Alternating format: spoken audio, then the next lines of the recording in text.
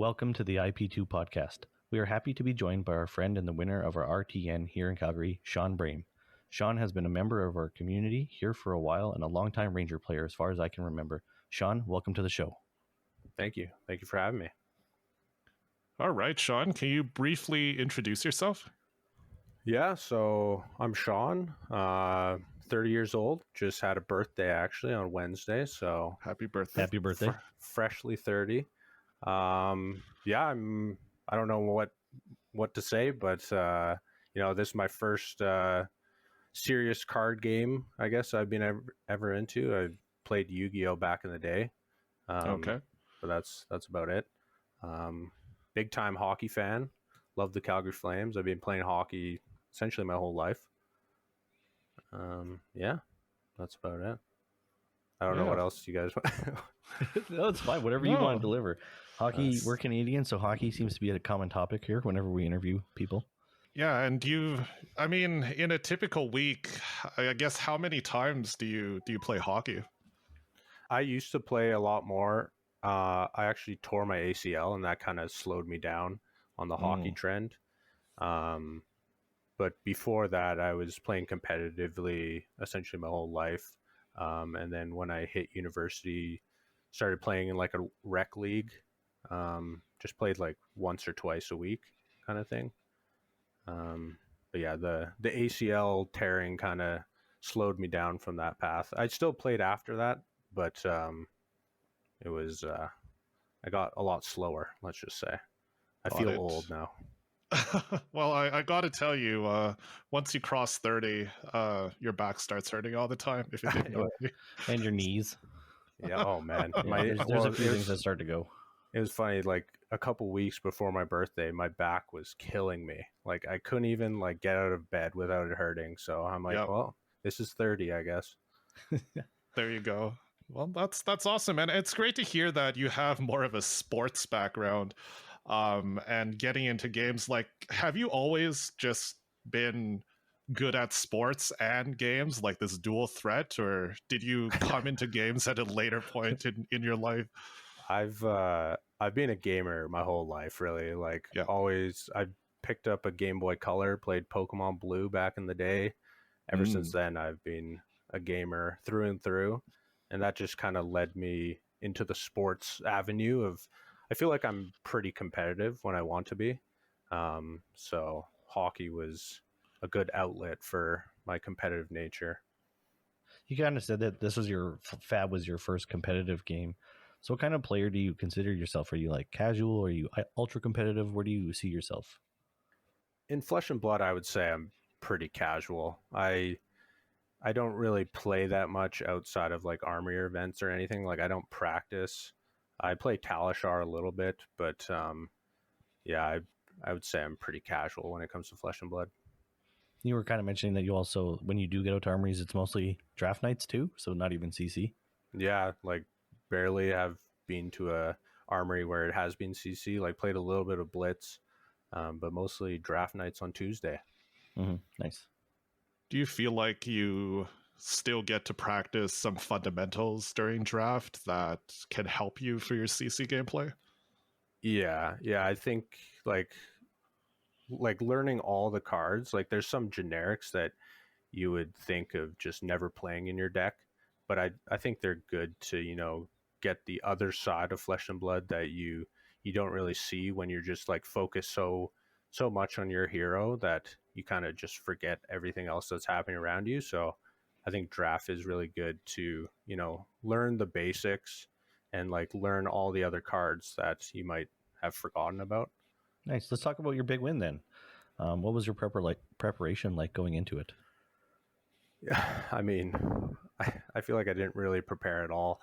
I definitely went into the event not expecting anything.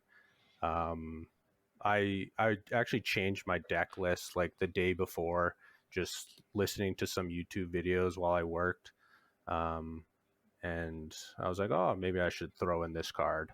And yeah, that's kind of how the preparation went. It was just listening to other people talk about Lexi and kind of what they've been playing. And then just thinking of if it would be good in our meta and like what kind of heroes I would be expecting going into the event. And yeah, just kind of went from there. Yeah, I talked to a few people, and I know there was some Lexi players out there that were also making changes the night before.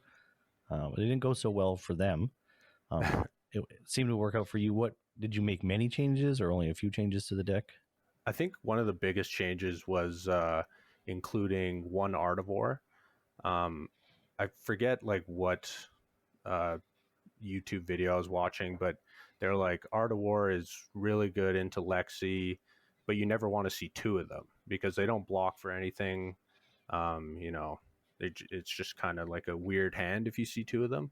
Yeah. So including one is really good, and I agree with that. Like every time I saw Art of War in the RTN, it was huge. Like I had massive turns with the Art of War, and then I guess the other change was including Frostlock, but didn't really see much of that. But it was a good blue pitch to have. So nice. So I feel like one of the reasons why some players struggle with a brand new list after making last minute changes is because they don't have that deeper level of familiarity with a hero.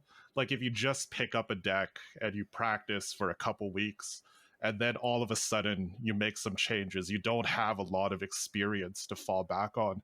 But for someone like yourself with Lexi, and I feel this way with Oldham, like if I did have to make some changes the night before, I can kind of see, I guess, the role that that card fits in the deck, whatever I'm putting in and whatever I'm taking out. I guess what do you think about that? Like, do you agree with that? Like all of that 2 years of experience you have playing Rangers gives you the ability to be adaptable like that?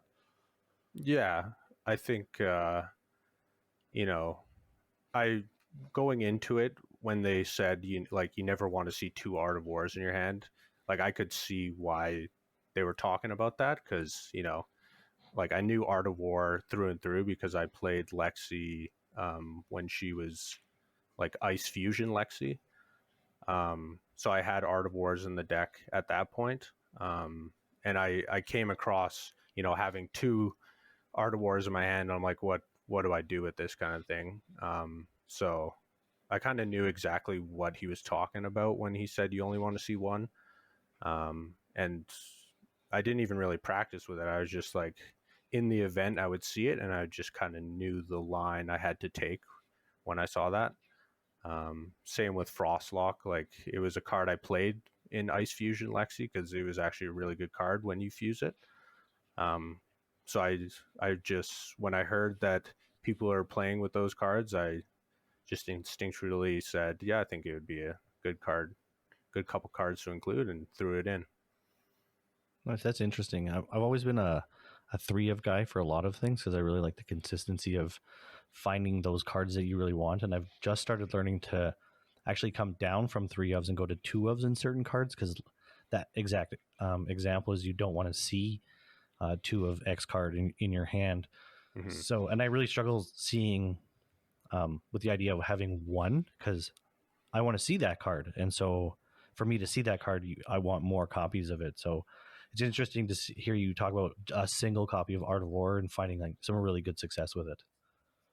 Yeah, I mean, a problem Lexi doesn't have nowadays is having access to so many good cards. So I wasn't even playing with Art of Wars before, and before that, Art of War was like one of Lexi's like go-to cards to have because she can attack so wide, and Art of War just really helps you do that, and have better hands when you see it. But now with all of her access to all the good cards and codex and all the good arrows, and it just kind of eliminated Art of Wars. And yeah, to your point, like I think having only 1 or 2 cards is kind of weird sometimes because it kind of messes with your sideboard. You're like, what do I take out? And if you take out one of the card, then maybe like a copy of 3 cards kind of gets jumbled around, and it's always awkward. But I kind of had to play around that a little bit in the RTN and just kind of made decisions on the go. Yeah, I've noticed that with talented heroes, that when you're adding like a generic, and you offset your pitches, or all of a sudden your fuse cards and stuff like that, because you put in a powerful generic. You're like, yeah, what do I take out? And trying to remember like your ratios of maybe fuse cards or even pitch cards. You're like, oh, I'm going to take out this blue because I don't need it. I'm going to put in a red. And that is something that's hard to think about on the fly when you're not necessarily prepared for. Yeah, for sure. So with your level of preparation for the RTN, where were your goals at? Like, what did you think you could do? What did you want to achieve on the day? I went into it like hoping to make top 8. Before that, I don't think I really made top 8 in barely anything, like maybe 1 or 2 events. I don't even think it was a CC event, though. I think they're both Blitz, if I'm not mistaken. And I had to leave early on one of the top 8s. So never really got to like, play it through and see how far I could really go. And so, yeah, my goal was top 8. I honestly really didn't expect much going into it. Like, I just kind of play flesh and blood to have fun. So it was pretty exciting, like seeing it all the way through, and the adrenaline rush that you get at the end of, or playing those final couple hands, and you kind of like picture it that you think you might have it. It's pretty thrilling.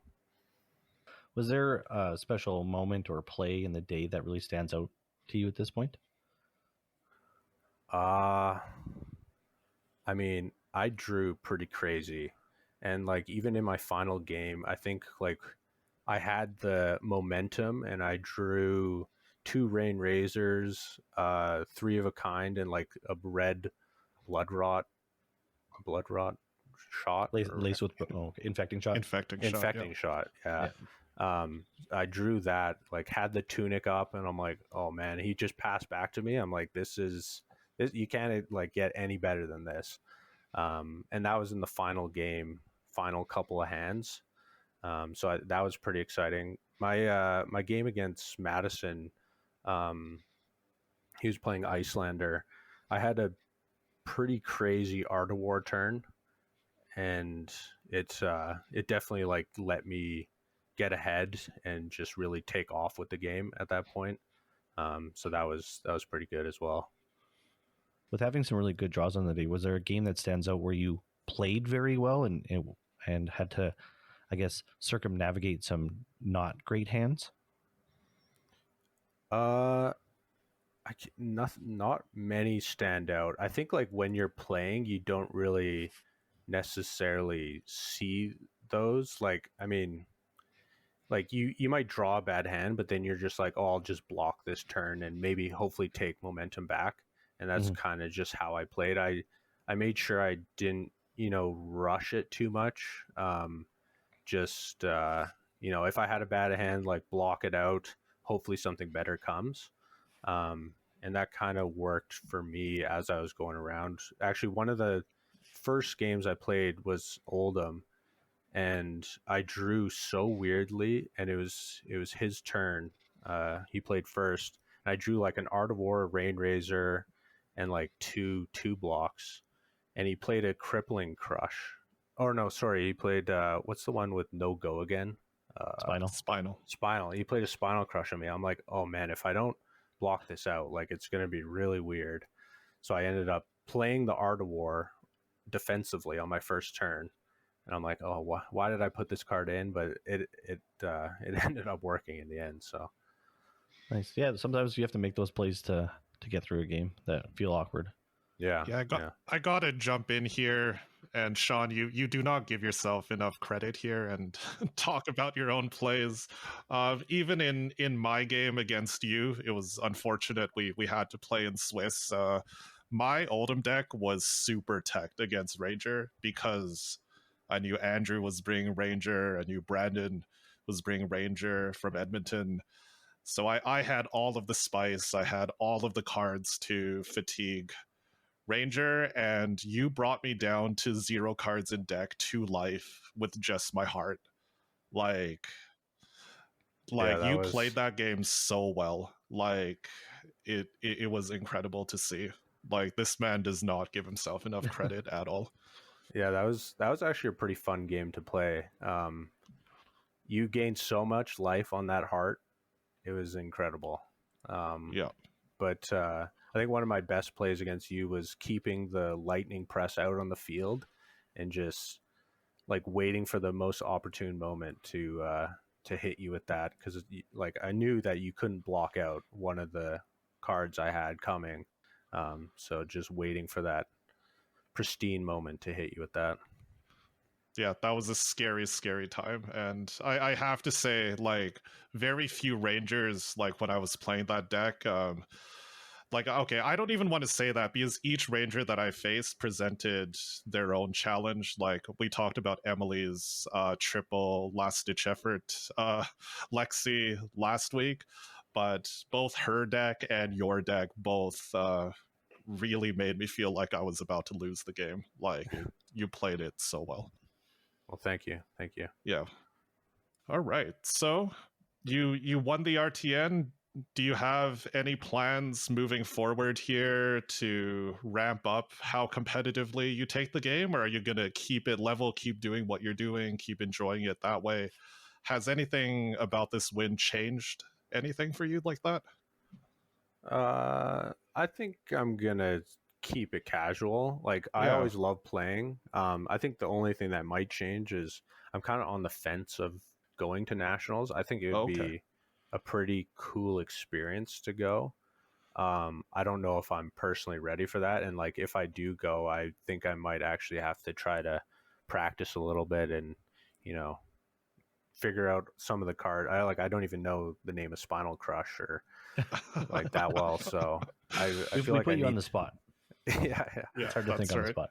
yeah, it is. But yeah, I think that's the only thing that would really change is like if I do go to nationals, like I feel like I would practice a little bit. But other than that, I keep it casual. I love playing the game just for how fun it is. I don't think it needs to be, too crazy competitive. Yeah, I'm going to jump in before Felix does.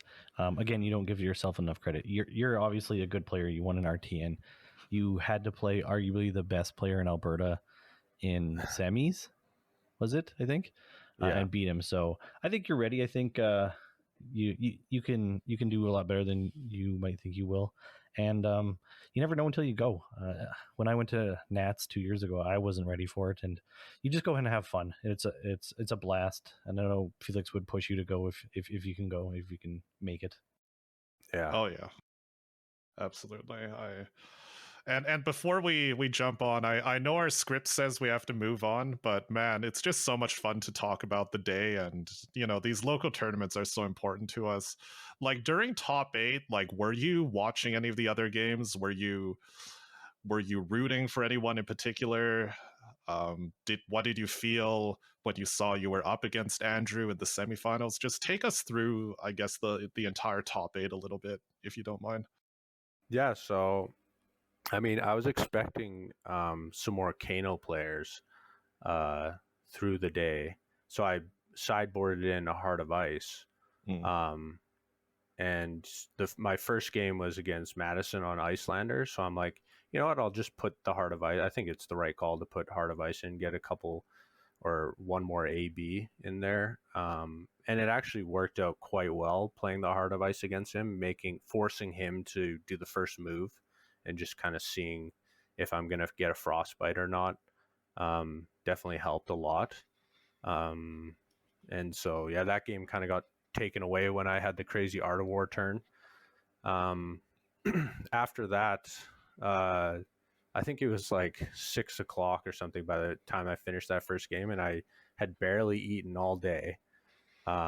So I turned around, saw you, Felix, and Travis playing your game, and I'm like, oh, I got time. He's an Oldham fatigue player, so I ran out and grabbed a burger, and came back and watched the end of your guys' game. And not gonna lie, I was cheering for Travis to win because I don't really know how to play against a fatigue deck. I think that's definitely one of the biggest challenges. Like I don't really pitch stack that well. I just hope I draw what I need to draw when I need it. So yeah, seeing him beat you, I was like, oh, thank you, because did not want to face you again, Felix. Yep.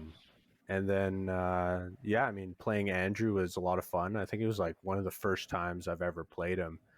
I heard so many stories about him being the big bad wolf in Alberta. So I was pretty actually excited to play him. And that game went really well. Um, and then yeah, Travis. I played Travis in the second round, beat him, and playing Travis in the final round, I thought I had a really good shot. I think I pair well into Briar. It is a tough match for sure, but it's whoever can take tempo first, really, and whoever can hit harder. And I, trusted in my deck that I built it around essentially going wide and hitting hard. So I didn't think Briar really stood a chance. And luckily, he didn't get any channels out. I don't believe he might have got one early game, but just outlasted him. No, thank you so much. Yeah, between Madison on Icelander and yeah, Andrew on Lexi, and yeah, Andrew is a amazing player and great guy as well. Like very nice and as much as we use him as a big bad wolf, he's actually he's actually when it comes time for national season and all that, we all band together. The rival cities as one province and we're ready to take on the rest of Canada. And yeah, an amazing match against Travis on Briar in the end. Perfect. Yeah, we love you, Andrew. Just so you know, you're the benchmark. It's a good place to be. Yeah. All right. Well, let's move on a little bit and let's talk about some news in the greater Fab sphere. Guess Sean, are you ready to hop on this journey with Shea and I? Yeah, absolutely. Let's go. All right. So, first of all, Dusk Till Dawn spoilers. So, we've been seeing a few new cards trickle out here and there from the newest set. I guess let's go one by one. Have we been keeping up and what are you excited for? Shea, you want to go first? Sure. I have been keeping up a bit. We have a spoiler channel on our Discord that we get to reference every time we want to look at something, which is super nice. As a former Prism player, I'm super excited to see Prism come back and very interested to see what she can do. So I am very excited to see what we can do with Numenaris. That's what I'm calling it. All right. I really like the go again. There's obviously going to be a lot more deck building constraints around it. I'm going to make an early prediction that she's going to come out of the gate as like a hybrid hero for CC. I don't know about Blitz. We only know the Blitz hero at the moment. So, but I think she'll focus again on, auras or allies along with big attacks like your heralds. So I am super excited to see that. And honestly, I also am excited about Unity keyword. I really like that it's a generic keyword, but based on the class or hero, it presents a different benefit for everybody. Because one thing that it feels like Fab tends towards favoring a lot of aggro choices. Obviously, Oldham is a bit of an enigma in a defensive hero that has really good defensive options, but the game is designed around doing damage and not just blocking out and fatiguing all the time. So I do like to see there with something like Oldham transitioning out, I do like to see more defensive options and choices come into play where it's actually you're getting a benefit from defending. So I'm excited to see what they're going to do with Unity. How about you, Sean? Have you been following it all? Haven't been following that much. I know Prism's coming back, which I'm not happy about being a Ranger player.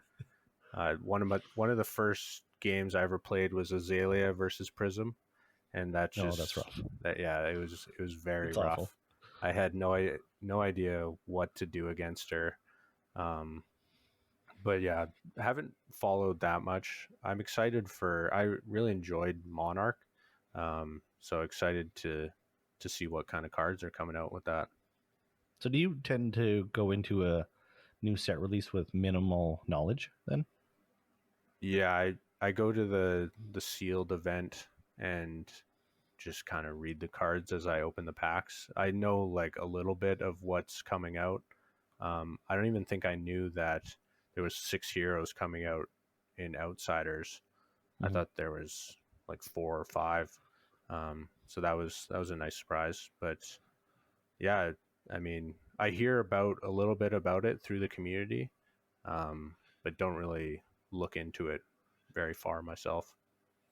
I'm kind of jealous of that. Like, I want to go into an event or a new set blind, but the kind of the competitive nature and just the excitement of a new set really takes over me, and I really want to see the stuff as they come out. So I kind of envy you in that regard, being able to go into a set, fresh. Yeah. Yeah, I remember even for Outsiders pre-release, in the week leading up to release, there were so many YouTube videos. It's like, choose this strategy to EXO your pre-release, and Yeah, I'm like, really? Like, what's the point of that? It's a fun event. I mean, I guess there might be a first place prize. I forget at this point, but the mat, I think. maybe. Yeah, Oh yeah, cold maybe. foil weapon, I think, right? Or Okay, maybe I that's don't know. why. We're all old. We don't have memories. But there was first place prizing on the line, which is I think why Right. there's a bit of a Fair enough. push from the competitive side. Felix, how about Yeah. you? Is there anything that you're excited about for Dust Till Dawn? So right now I am a man adrift, searching for a new home, which is fine. So everything is a little bit exciting for me. I do tend to keep up with the new spoilers. I'm excited about the way the story is going to develop. I'm excited to see what the new heroes are going to do. Things like Prism tend to excite me as somewhat more of a controlling player, more of a board state kind of player. So I'm waiting with bated breath to see more of the new Prism, especially. And I also want to know if there's any new heroes besides the 2 that we've been talking about, or what's the spice that's going to drop. One other thing that I've been tracking during this spoiler season, and I have to think back to one of my favorite quotes from Ted Lasso, the first season, is I would like to ask people to be curious, not judgmental of any new spoilers that are coming out. I've seen some pretty extreme reactions to Vincent as well as the Oldham specialization as well. Pretty extreme whiplash, seeing a lot of people saying this is garbage, this is unplayable 1 minute, and then the next minute, oh, this is busted, this is going to break the game, I'm going to quit the game because LSS keeps on printing busted stuff like this. And people tend to get a little bit heated during spoiler season. We don't have the full context. And I, even from a judging perspective, there's some things that we don't fully understand at this point about the way certain interactions work. As of now, I don't know what a figment is, for example. So my appeal to everyone is to stay calm and be curious. Enjoy. I'm just excited about stuff, so take it in stride. You don't have, like you said, you don't have all the pieces, and LSS seems to like to have really polarizing matchups, or heroes that have a really good matchup into another hero. Yes, maybe Vincent, like you're talking about, has a really good matchup into Prism, but there's one thing that you can do in this game, and that's be flexible and change your game plan, learn your meta, know what you're up against, and tech into that or tech out of it, and have options. So, yeah, let's see what's going to happen. So, moving on, we're going to talk about a little bit about Living Legends. Quick note, Oldham is gone at this point. Thoughts on that, Felix? Yeah, you don't need to ask me. Move on. How about you, Sean? What do you think? I'm glad about it. Like I said, I'm not big into fatigue, and I don't really know how to play against it, so pretty excited for Oldham being gone, not going to lie. Yeah. And what do you make of Briar sticking around at 998 Living Legend points? Yeah, it's pretty funny. I had the option of passing Briar through to the LL when I played against Travis, but Felix kind of talked me out of that, saying, "Oh, you've stuck with Lexi for so long. You should take the points for her." So yeah, you deserve your name. Yeah, exactly. Yeah, I like that. But yeah, I mean, I enjoy playing against Briar, so other than Rosetta Thorns. So I'm excited. Nice. Yeah. Felix, what are you thinking about Briar sticking around? I mean, Briar in its current iteration without Ball Lightning around is a very fun deck to play against. And I say this as someone that has been on the receiving end of a lot of Channel Mount heroic beatdowns.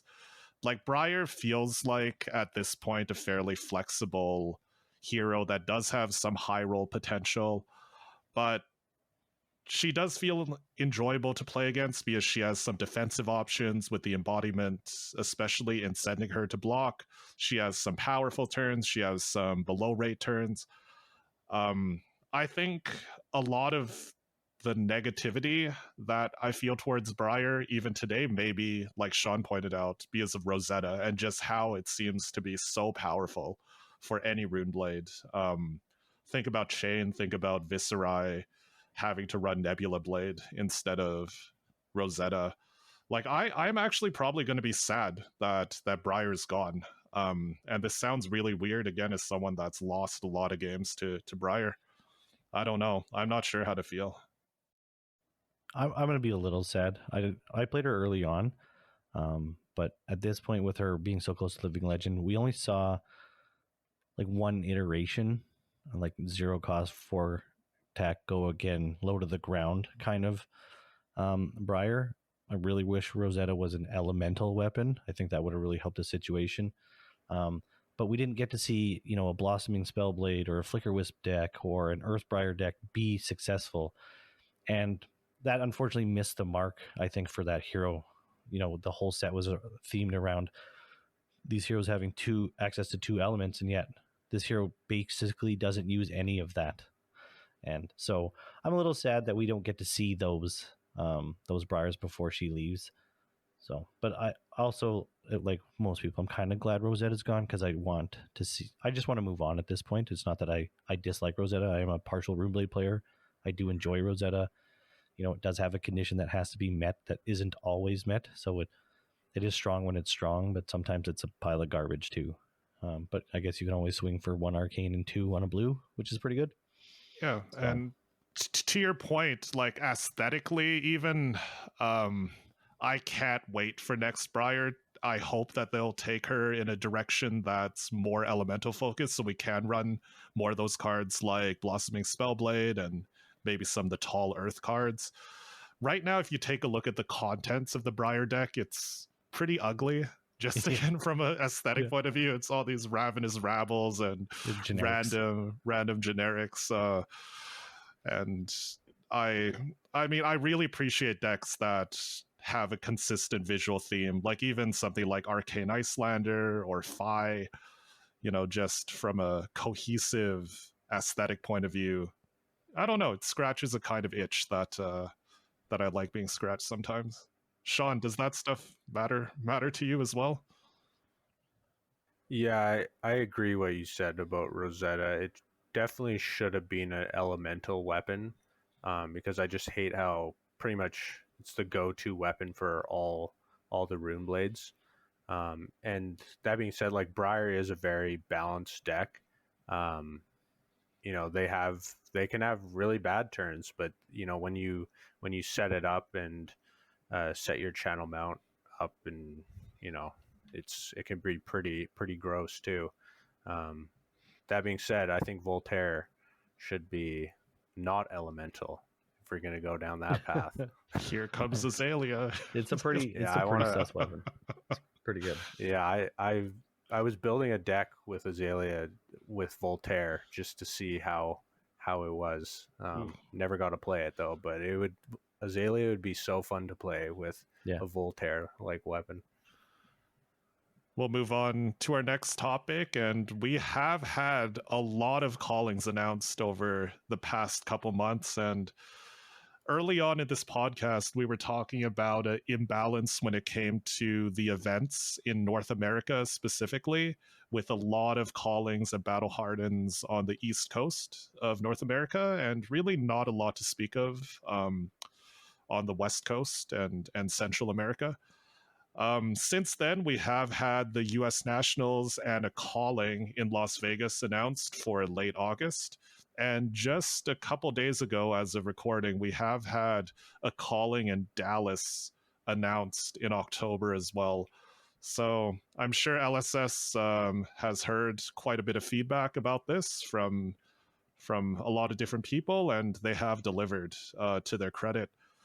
And when we hear about different, more accessible travel opportunities like this opening up to attend the big premier events like callings, I guess, does that excite you? Is that something that you could see yourself taking advantage of this year or maybe potentially in the future? I guess, Sean, we'll go to you first. Yeah, I mean, it definitely is discouraging not having anything closer. Like, I think if there were bigger events on the west side, I would really consider going to them.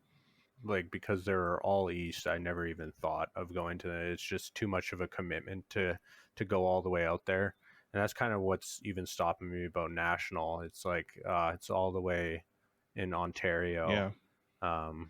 pretty far away, and it's just, it's a pretty long way from west side of Canada to the east side. So you really have to plan everything out if you're gonna take a trip like that. Yeah, would something like Vegas or Dallas be more palatable to someone like yourself if you were to make a trip and spend a weekend playing cards and enjoying something like a calling? Yeah, I think so for sure. I think, you wouldn't have to take so many days off work, if any. I think you could kind of work around just leaving after work Friday and getting back Sunday a lot easier if it's somewhere close like Vegas or Dallas. So definitely would consider it a lot more. Yeah. Have you ever traveled for card games or games like this? No, no. Like haven't even really traveled to Edmonton for any of those events, just because none of them really lined up Yeah. that well. But yeah, never really traveled at all for any card event like this. Hey, you are a local legend, Sean. That's totally fine. Oh, Totally fine. appreciate that. Yeah, but could you see yourself doing something like that in the future? Like, does that kind of thing sound fun to you, or does it sound like a room full of nerds? Like, what do you think? No, I think it would be a lot of fun. It would be quite the experience. And I definitely want to do at least one in some of my flesh and blood career at some point. Not sure when or where, but I definitely want to get out and, go with the Alberta crew and try to, help one of us to a victory. All right. Well, Canadian Nationals or Vegas in August. Not going to hold you to it while we're live, but we'll chat later. I can't do Vegas, unfortunately. I actually have something planned that weekend, but Nationals, I'm definitely I'm on the fence. All right. If you guys talk me into it, I might do it. All right. We'll talk after. We'll talk you into it. Okay. Shea, what do you think about these callings that have just been announced? I think it's great. Obviously, the more events that we get access to, the more exposure the game is going to get. Seeing LSS put more money into it, and I think it's just better. Love seeing them reach out to Japan and some of the newer countries that just started getting into Flesh and Blood as well. So I think that's really exciting to see them reach out to those areas. I know, so the cats go wild at this time of night every time we record, so apologize for not being able to cut out the meows in editing. At this point, we're just gonna need to give the cats some guest billing here and give them full credit. I believe in crediting. Yeah, he's gonna step on my keyboard and do something. I know he is. Oh no! All right, just delete all footage. Yeah, that's right. Yeah, no, I'm super happy that there's more and more spread out opportunities for people, not only within North America but around the world. Like Shea mentioned, Japan, more countries in Europe. Yeah, it's really great to see.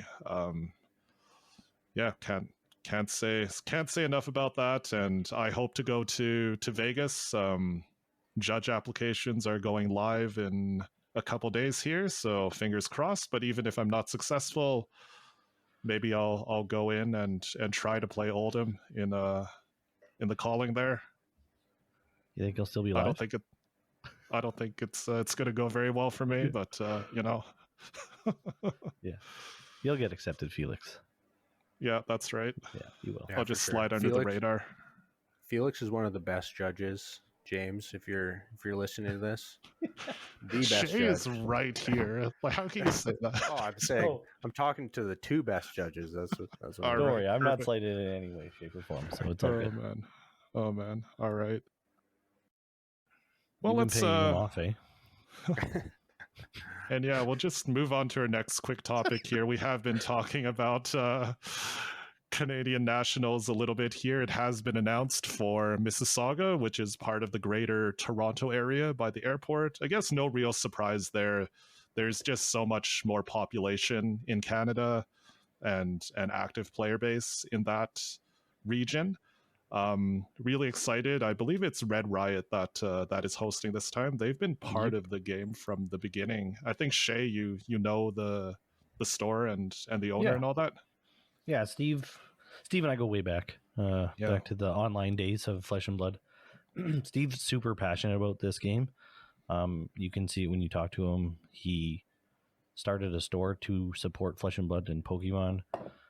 Nice. Yeah, so I know his heart's going to be in the right place when he puts this event together. So I am looking forward to seeing how well it goes for Red Riot Games, and I hope they do well. And I kind of have an expectation that they do well. They've had their kind of a time in the spotlight with some of their big skirmishes, big prize payouts back in the day. So they're well known for putting on major events in Canada. I would say they're not, an unknown company. So one thing I'm thinking about while we're kind of talking about Canadian Nats in the East, I would kind of expect once the game grows to whatever number LSS decides, so hopefully within like 3 to 5 years, I would say that we maybe get a Nats out of Vancouver or something like that once the game kind of has more population to support it. But for now, again, we've talked about it lots, that it kind of makes sense to be where the population is. Yeah, we'll just need to keep growing the game in coast to coast, right? To give LSS some data to show that there are players in all parts of the country, and hopefully, keep on growing. The next thing on the docket is judge packs that were announced. What are you thinking about judge packs, Felix?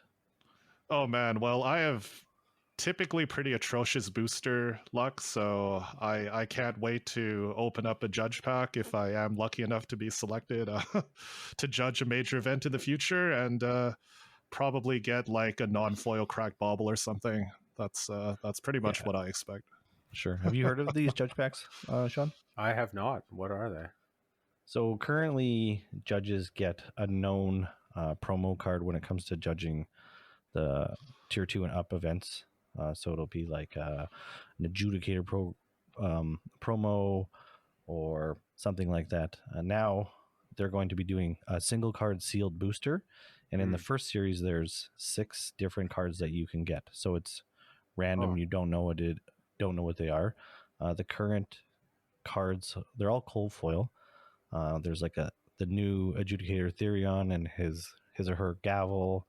There's Wounded Bull, Cash In, Pummel, and I think Arclight Sentinel are the 6 cards. Wounded Bull, cool. I found to be a very interesting choice for a promo card. I don't know. What are your thoughts on that, Felix? I mean, that's probably going to be the one I open when I open my judge pack. So, do you think it's an homage to Michael Hamilton? It has to be, right? Like that's the reason why that one was chosen and not Wounding Blow or Barraging Bighorn or something, right? Like that one actually has some notoriety. Yeah. But man, that cold foil Pummel, I guess part of me is thankful that Oldham Living Legended. Otherwise, I would probably be tempted. That one looks pretty rare and pretty coveted. Well, the Arclight looks pretty good too. Yeah.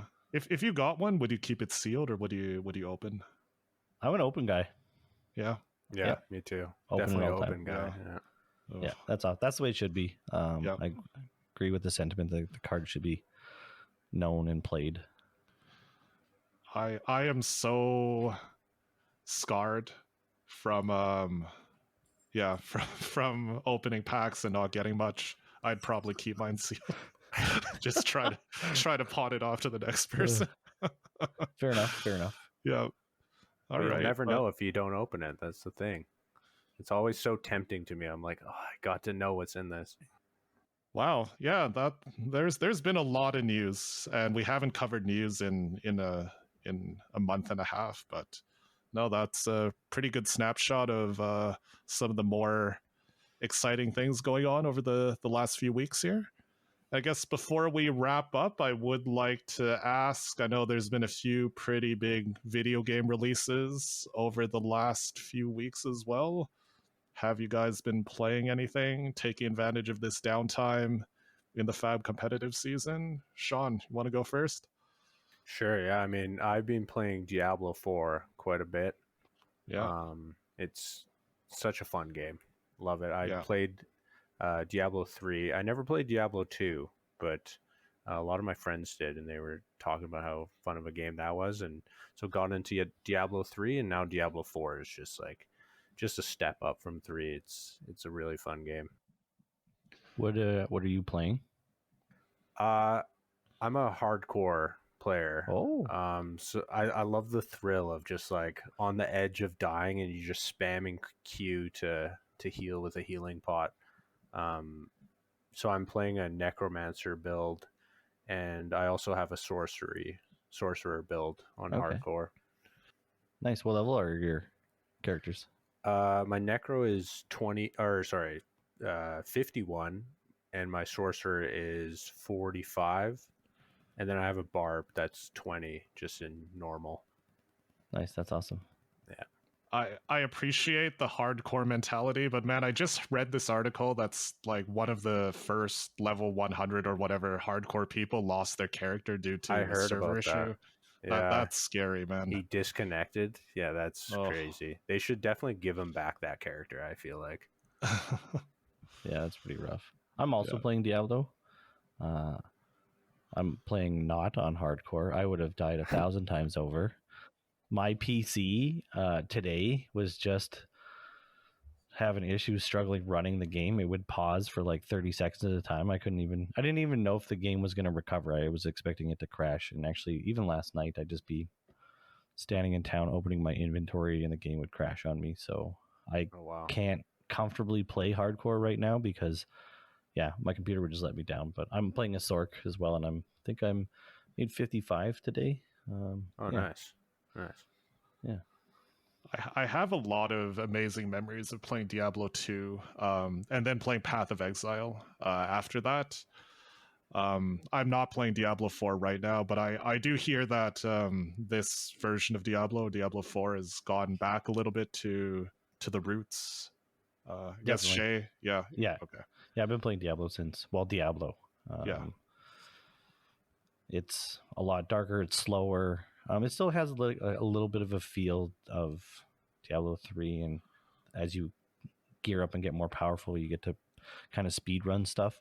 But the story in the early game is very Diablo 2-esque, I would say, and I like it. It's I like the pace. It's really fun.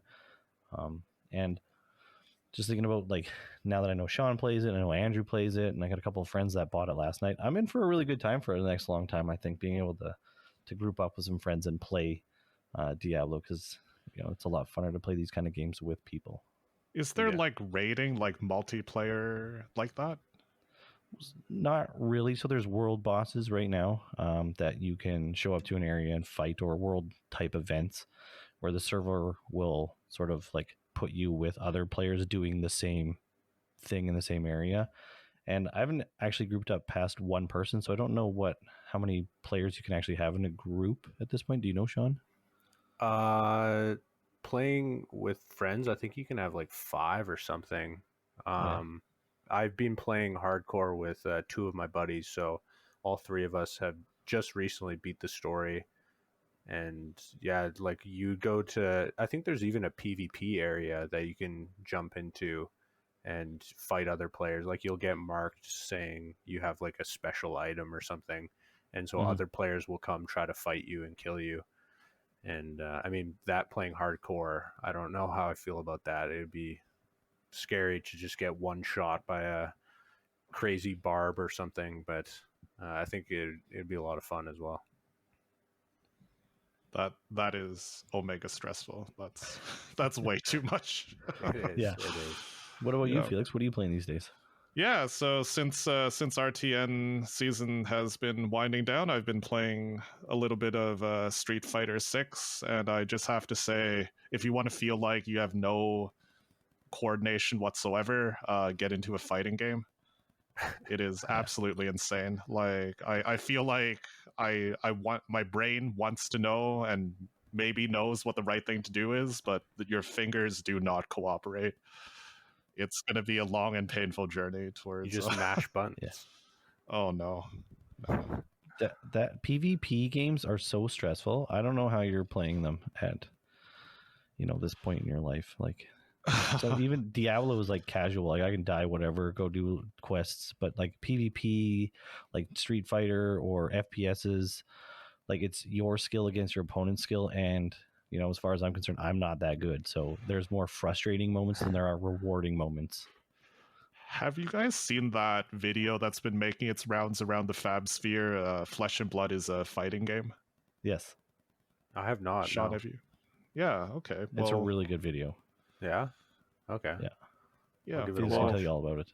Yeah, we'll link it in the description of this podcast. But yeah, it's an amazing video, like a video essay type video from Gorganian Tome, and just comparing how the card game of Flesh and Blood has a lot of parallels to fighting games, maybe even more so than another card game like Magic the Gathering.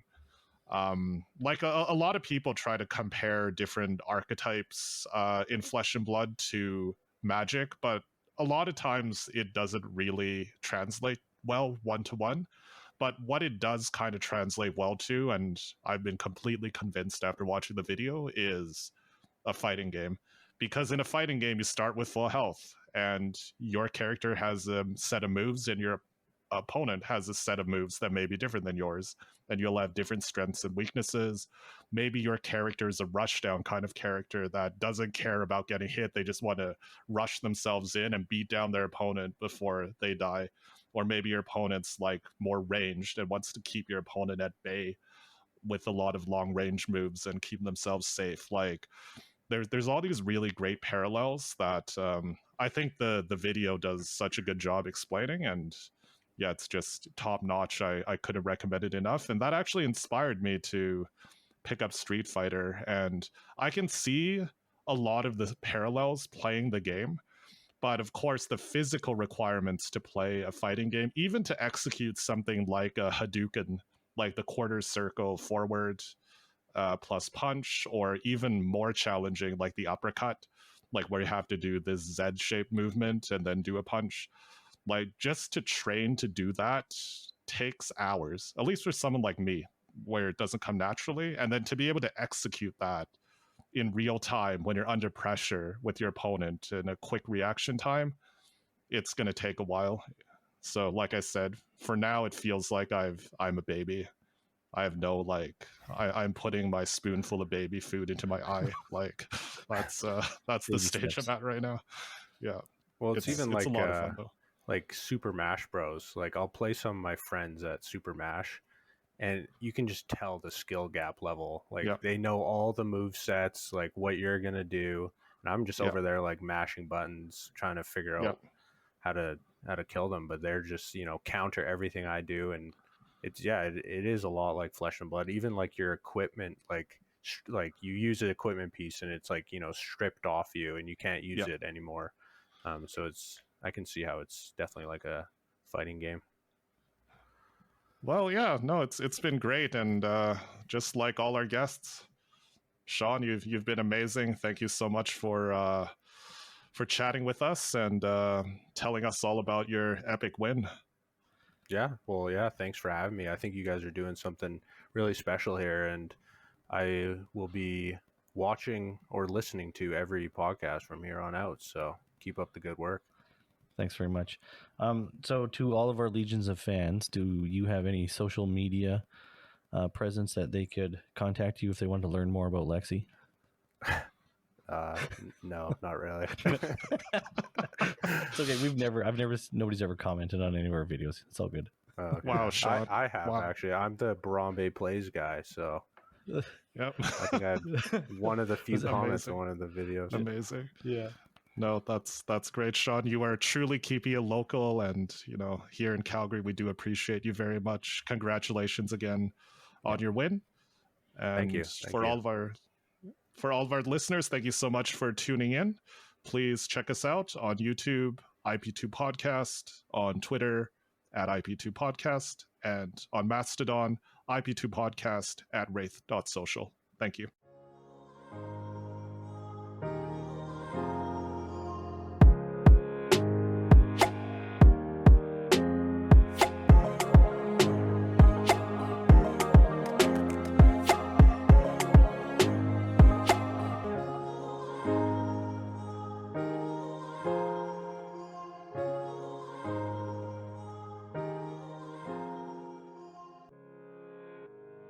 Yeah, no, it's absolutely top notch. Do you call it Super Mash Bros? Like, is that is that Yes, Super Mash Freudian Bros. slip or okay? Literally Mash Bros. Okay, What did I say? You said Super Mash Bros. I think it's Super Smash Bros, my friend. Oh yeah, I definitely thought it was Super Mash. I wasn't going to call him out on it. I was just going to let it go. Super Look, no one's Smash, perfect. Super Mash. Not even local legend Sean Brame. And that's okay? why he's losing. Yeah, exactly. I don't Now even know he what the gets game it. is. Yeah, exactly. Amazing. Oh man, I think we've been talking long enough. What do you think, Felix?